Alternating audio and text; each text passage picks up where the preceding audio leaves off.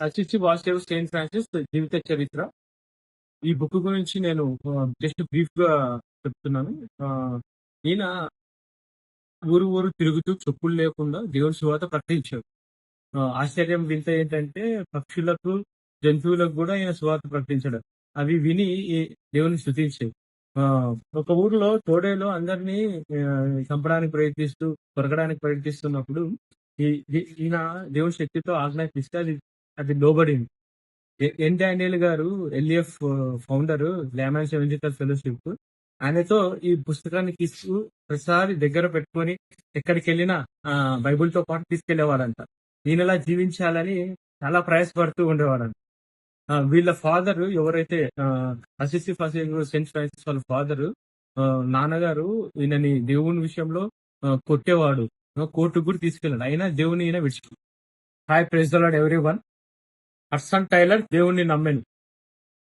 ఈ బుక్ చదివినప్పుడు నా ఫెయిత్ ఎంతో స్ట్రెంగ్తన్ అయింది. దేవుడు ఎంతో సహాయం చేశాడు. ఈ బుక్ చదివినప్పుడు చాలా విశ్వాసం వచ్చింది. అంటే మనకు కొన్నిసార్లు స్పిరిచువాలిటీలో లో ఫేజ్ వెళ్తుంటది, అప్ అండ్ డౌన్స్ ఉంటేనే ఏదైనా సక్సెస్ కి మార్గం. సో హడ్సన్ టైలర్ లండన్కి వెళ్ళినప్పుడు బస్సు టికెట్ కొనుక్కోవడానికి కూడా డబ్బులు లేవు. ఆ టైంలో ఆయన రొట్టె ముక్క తిని నీళ్లు తాగి చవకగా దొరికే యాపిల్ తిని 8 మైళ్ళు నడుచుకుంటూ వెళ్ళి దేవుని కోసం సువార్త ప్రకటించుకుంటూ తిరుగుతాడు.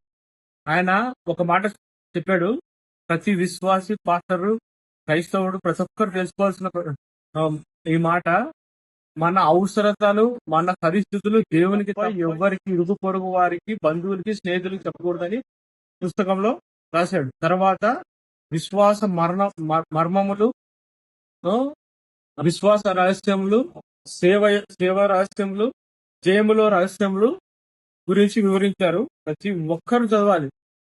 జార్జ్ ముల్లర్ ప్రార్థన విజయాలు. ఈ బుక్ చదివినప్పుడు నా ఫెయిత్ ఎంతో డెవలప్ అయింది, విశ్వాసం పెంపొందింది. 2000 అనాథ బాలికలకు అనాథ శరణాలయాలు కట్టించాడు. ఈయన ప్రార్థన ద్వారా ₹1,00,00,000 దేవుని దగ్గర పొందుకున్నాడు. ఎవరిని, ఇరుగు పొరుగు వారిని ఎవరిని అడుక్కోకుండా దేవుని దగ్గర డబ్బులు దేవునికి అడిగి తీసుకున్నాడు. ఈయన మిషనరీలకు, ఎవరైతే సేవ నిమిత్తము మిషనరీ సేవ చేస్తున్నారో వాళ్ళకి డబ్బులు పంపించేవాడు. తల్లిదండ్రులకు, సమాజానికి ఎంతో ఆటంకంగా, అడ్డుబండగా ఉండేవాడు. అలాంటి వాడు ప్రభు పాదాల దగ్గరకు వచ్చి ప్రభుని తెలుసుకున్న తర్వాత నలుమూలల దేవుని సువార్త ప్రకటించాడు. ఎంతో మందికి ఇన్స్పిరేషన్, ఎంతో గొప్ప గొప్ప దైవజనులకి. జాషువా డానియల్ గారు ఎల్ఈఎఫ్ పరిశుద్ధ అగస్టిన్ జీవిత చరిత్ర. ఈ పుస్తకం చాలా ఇన్స్పైరింగ్ గా పూర్తినిచ్చింది నాకు. బాల్యము, యవ్వనము, మొత్తం అపవిత్ర జీవితానికి, నాటక జీవితానికి, నాటక రంగానికి మొత్తం స్పాయిల్ చేసుకున్న లైఫ్. మదర్ మౌనిక ప్రార్థన వల్ల, పట్టుదల గల ప్రార్థన వల్ల, చికట గల దొంగ ఊబి నుంచి, నాశకరమైన గుంట నుంచి ఈయనని విడిపించింది. మారుమనసు పొంది పరిశుద్ధుడు అగస్టిన్ గా మారాడు. బైబిల్లో ఒక వచనం ఉంది, అగ్నిలో నుండి కొందరికి బయటికి లాగండి అని ఉంటారు కదా, అని ఉంది కదా. అలాగే ఈయన ఎంతో భయంకరమైన వ్యభిచార జీవితంలో కూరుకుపోయినప్పుడు వాళ్ళ తల్లి ప్రార్థన, కన్నీటి ప్రార్థన ఈయనను మారుమనసు పొందించి ఆ జీవితం నుంచి విడిపించింది. మారి 4వ శతాబ్దం క్రైస్తవ సంఘాన్ని నడిపించాడు. మంచి గొప్ప నాయకుడు మార్టిన్ లూథర్. ప్రతి మనిషికి ఒక కథ ఉంటుంది, ప్రతి సంఘానికి ఒక చరిత్ర ఉంటుంది. క్రైస్తవ సంఘ చరిత్రలో చిరస్మరణీయుడు మార్టిన్ లూథర్. ఈ మార్టిన్ లూథర్ బుక్ చదివినప్పుడు నేను కొద్దిగా చాలా లో ఫేజ్ లో ఉన్నాను. అప్పుడు దీంట్లో 10th చాప్టర్ లో ఈయనకి మ్యారేజ్ అయి ఉంటుంది. మ్యారేజ్ అయిన సెకండ్ ఇయర్ కి ఈయనకు కొద్దిగా హెల్త్ బాగుండదు, గుండెపోటు లాగా, చెవు నొప్పి, తరచుగా తల తిరగడం, ఇలా ఎంతో కృంగిపోతాడు. ఎంతో ఫ్రస్ట్రేషన్ లో ఉంటే మరణం సమీపించిందని అనిపిస్తుంటుంది. అప్పుడు కేటీ, తన భార్య పేరు కేటీకి కొన్ని మాటలు చెప్తాడు. కేటీ, నన్ను ప్రభువు నన్ను పిలుచుకుంటే మీరు అభ్యంతర పడొద్దు అంటే, అప్పుడు ఆమె ఏమని సమాధానం చెప్తదో తెలుసా? ఆహ్, మీరు మాతో ఉండుట కంటే దేవుడిలో ఉండటం ఎంతో శ్రేష్టము. కానీ ప్రతి ఒక్క ఇక్కడున్న విశ్వాసులకి మీకు మీరెంతో అవసరము. దేవుడు వాళ్ళ నిమిత్తం మిమ్మల్ని జీవింప చేయనని మాట చెప్పారు. ఫిన్నీ జీవిత చరిత్ర 'అగ్ని జ్వాల' ఈ బుక్ చదివినప్పుడు ఆహ్, మనుషులందరూ ఒకటైనను, నరకంలోని దురాత్మలన్నీ ఒకటైనను, దయ్యములు ఒకటైనను, నేను ఈ స్థలం విడిచిపెట్టి పోను అని తన పాపం గురించి భయపడుతూ అనంతమైందని గ్రహించి ఎంతో దేవునికి ఏడుస్తున్నాడనమాట. అప్పుడు ఒక లేఖన భాగం తనకు గుర్తొస్తుంది.